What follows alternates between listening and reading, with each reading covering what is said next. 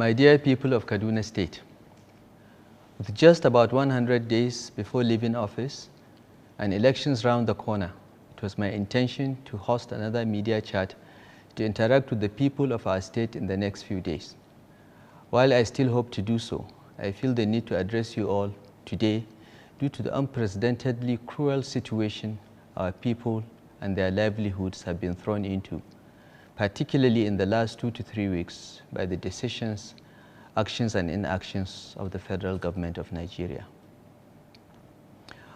On behalf of the government of Kaduna State, I wish to express our deepest regret at the needless suffering you are enduring as a result of the prolonged fuel shortage and the difficulties occasioned by the so-called currency redesign policy of the Central Bank of Nigeria.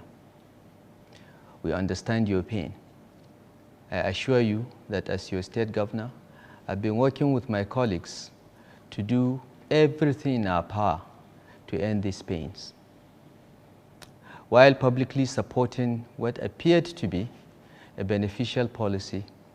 We innocently engaged privately with the President and the leadership of the Central Bank of Nigeria to review the implementation of the policy so as to reduce its negative impact on the lives and livelihoods of our people and end the pain being inflicted on citizens. In the absence of any progress to modify implementation on the part of the architects, we were forced to go public about 2 weeks ago with our concerns and demand that this suffering must stop. We take seriously our duty to protect ordinary people from the consequences of these policy fiascos. The sad fact is that the victims of these mindless policies are the people that elected us. It is their welfare that is being threatened. Many of our people have been left in a situation where the money they put in banks has literally been confiscated, depriving them of the ability to buy food and basic necessities. Our traders cannot sell as much as they used to because their customers have no access to their hard-earned money. We've been officially informed that the currency redesign policy is to reduce money laundering and render useless stashes of high-denomination naira that many politicians and public officers have accumulated through corruption and other illicit activities. As earlier stated, we are fully in support of such a policy, and we made this public from the very beginning. We had privately expressed concerns about the timing of the currency design policy and the unrealistic timeline for its implementation. We were assured that all steps have been taken to ensure that we avoid the recent experience of India, where implementation of a similar demonetization policy targeted at politicians ended up hurting the poorest and small businesses the most. In official briefings to the President, the Central Bank of Nigeria constantly alluded to the fact that the policy also targets politicians who have accumulated a huge war chest for vote buying during the forthcoming elections. It is now clear that the President has been deceived by the Central Bank of Nigeria and some elements in his government into buying into this overarching narrative in the name of ensuring free and fair elections in 2023. It is important for the people of Kaduna State and indeed Nigeria to know that contrary to the public announcements and apparent good intentions, this policy was conceived and sold to the President by officials who completely lost out in the gubernatorial and presidential primaries of the APC in June 2022. Once Asiwaju Bola Ahmed Tinubu emerged as the candidate in June 2022 and subsequently did not pick one of them as his running mate, this currency redesign policy was conceived to ensure that the APC presidential candidate is deprived of what they allege is a humongous war chest. They also sought to achieve any one or more of the following objectives. Number one, to create a nationwide shortage of cash so that citizens are incited to vote against APC candidates across the board, resulting in massive losses for the party in all the elections. Number 2, ensure that the cash crunch is so serious, along with the contrived and enduring fuel shortage existing since September 2022, that the 2023 elections do not hold at all, leading to an interim national government to be led by a retired army general. And number 3, sustain the climate of shortage of fuel, food and other necessities, leading to mass protests, violence and breakdown of law and order that will provide a fertile foundation for a military takeover. In the pursuit of these objectives, the Central Bank of Nigeria and these other disgruntled federal officials have so far convinced the president that it is fine for ordinary citizens to be dispossessed of their hard-earned money and starved if need be, while small and medium-sized businesses are deprived of access to their capital, thereby bringing trade and exchange to a grinding halt. All our efforts to modify implementation of the policy to avoid what we assumed were unintended consequences were unsuccessful. I chose to speak out first as one person that has been particularly close to the president, believing that his actions were motivated by innocence and mindful of his legacy. I have no regrets for doing my duty in this regard. One day, the president will appreciate what some of us are being insulted for today. Yet, the politicians that the officials have convinced the president to regard as the real targets of the currency redesign policy have not been impeded in any way by it so far. Indeed, 2 of the presidential candidates and a running mate of the opposition parties own or have preferred access to some of the licensed commercial banks.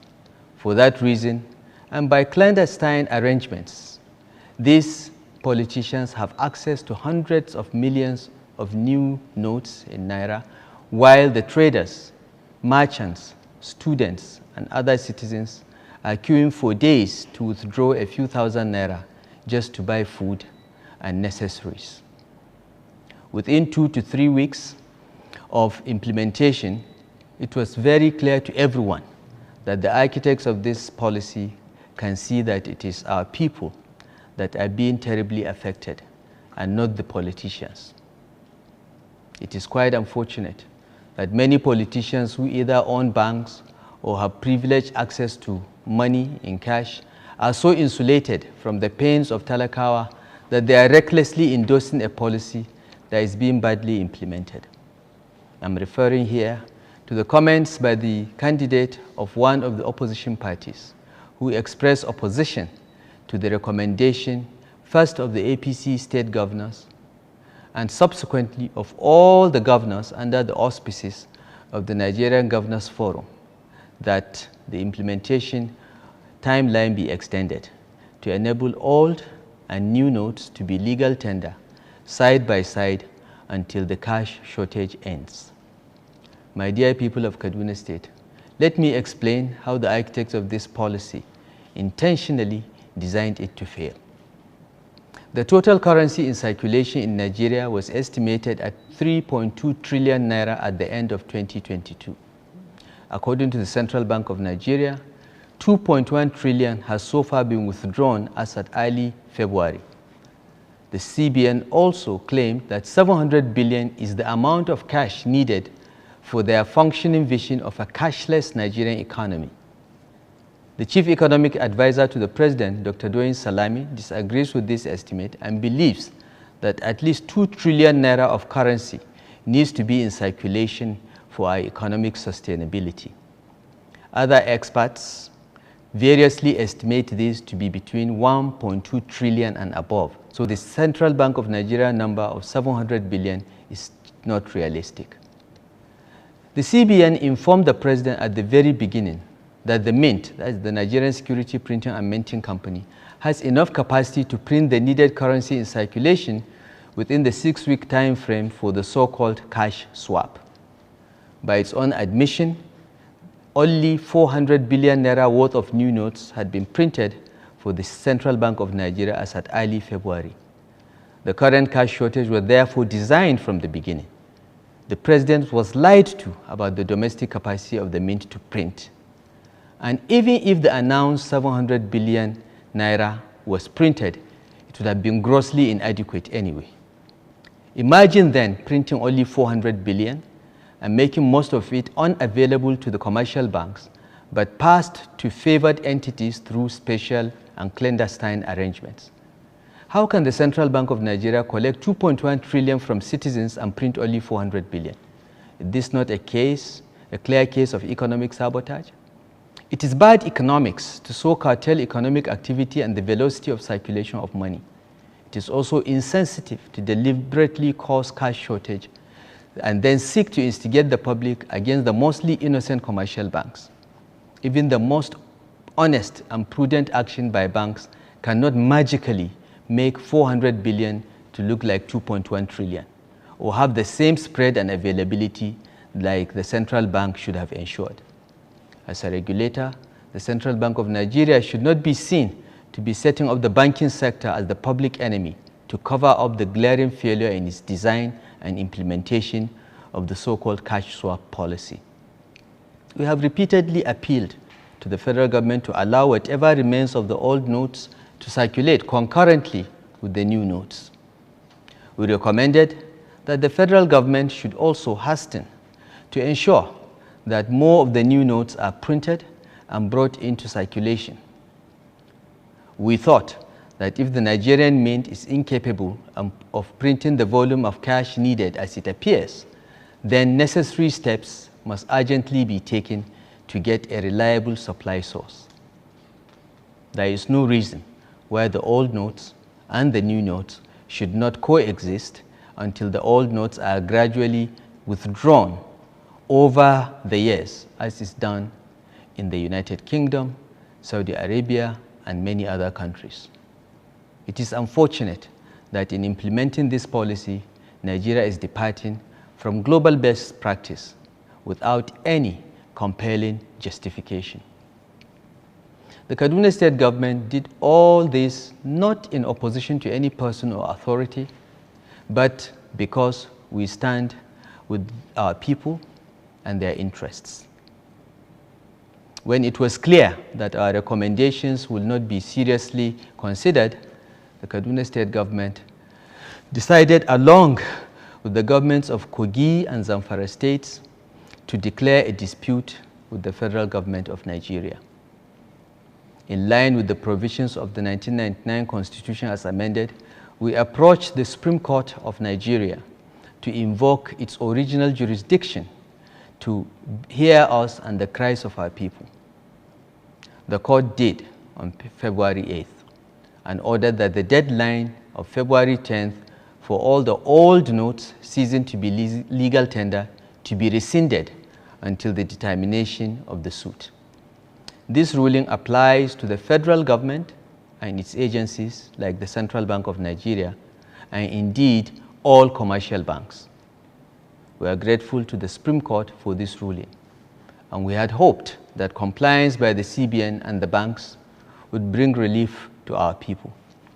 It is now clear that the architects of this policy are determined to continue to inflict maximum pain on the citizens to achieve their objectives outlined earlier. It was our hope that the federal government of Nigeria would welcome the injunction issued by the Supreme Court as an opportunity to mitigate the needless human suffering being experienced and correct its course on this matter. There is no emergency situation that justifies the rushed and seemingly deliberate incompetent execution of this policy.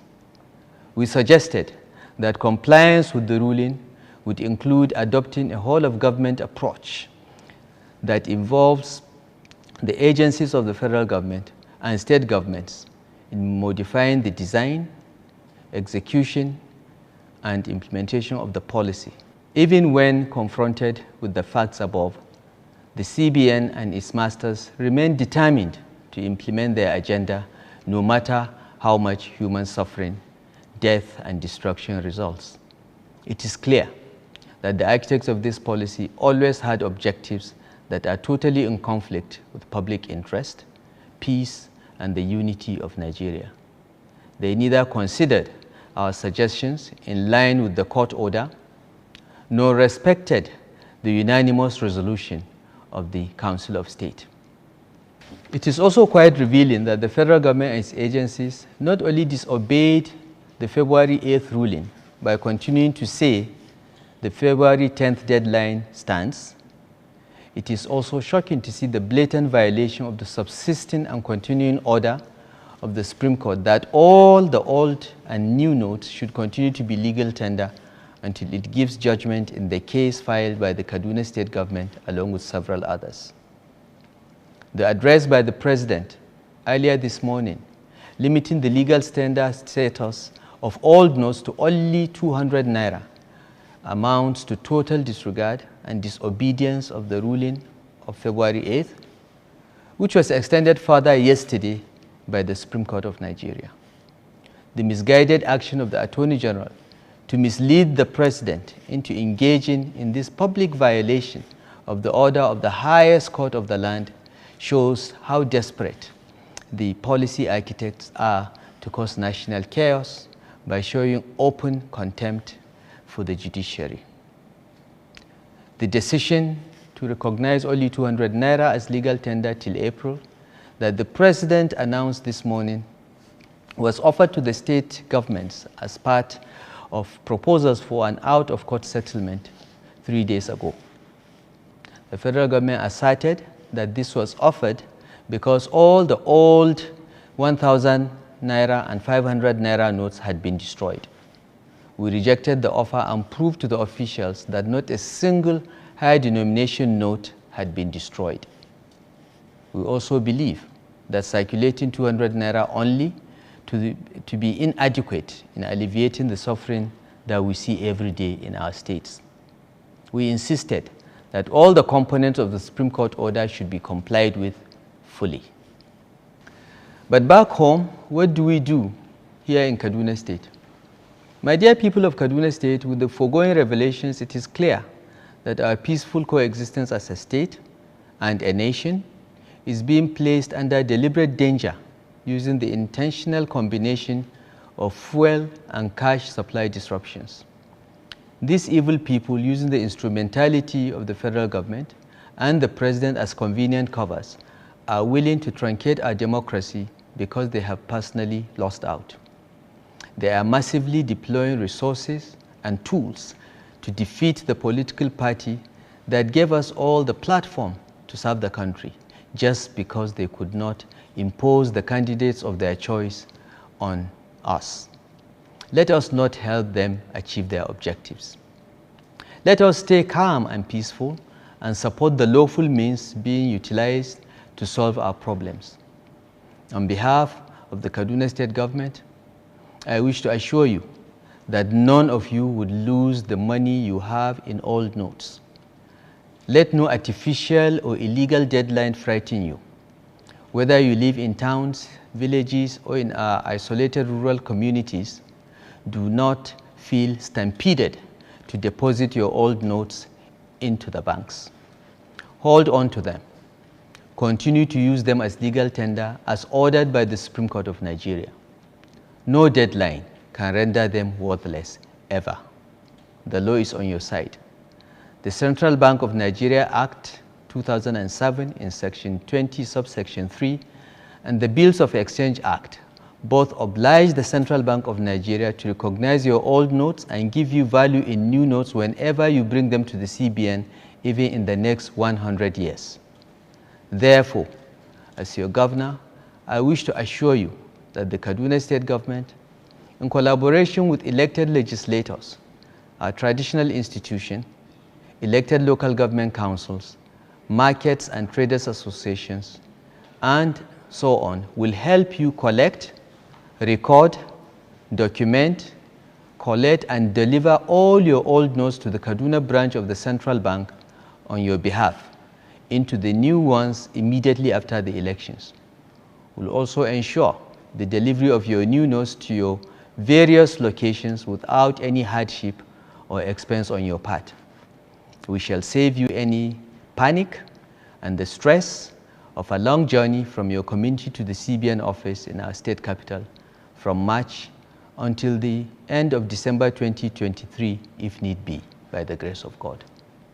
For the avoidance of doubt, all the old and new notes shall remain in use as legal tender in Kaduna State until the Supreme Court of Nigeria decides otherwise. I therefore appeal to all the residents of Kaduna State to continue to use the old and new notes side by side without any fear. The Kaduna State government and its agencies shall seal any facility that refuses to accept the old notes as legal tender and prosecute the owners. If need be, we shall take further consequential actions available to us under the law. While I urge you all not to fall for these antics of the enemies of Nigeria, please be patient and continue to exercise resilience in the face of open provocation and deliberate disinformation. We encourage you to be ready with your permanent voter's card to vote in the February 25th Presidential and National Assembly elections. We are doing all we can to ensure that it is peaceful, orderly, and hitch-free. I appeal to you to understand the shenanigans of these unpatriotic elements in Abuja and ensure you vote massively for the intended victims of these last-minute policies of needless hardship and incitement of the citizens. Our party, the APC, and the candidates in all the elections. The Kaduna State government is making this appeal and taking all these measures to shield our people from the terrible consequences of the currency redesign policy. We seek to protect our people's hard-earned money, their ability to engage in trade and exchange, and buy what they need. We also seek to protect their civic rights, liberties, and freedoms under a democratic dispensation. I call on the people of Kaduna State to remain peaceful and vigilant in the face of brazen attempts to engineer crisis in order to get a pretext for unconstitutional or undemocratic actions. In conclusion, our presidential candidate Asiwaju Bola Ahmed Tinubu has asked me to convey his greetings, empathy, and words of encouragement to the good people of Kaduna State. He urges us to remain patient, pray for our country, and remain vigilant in our pursuit of renewed hope. Thank you all for listening. God bless Kaduna State. God bless the Federal Republic of Nigeria.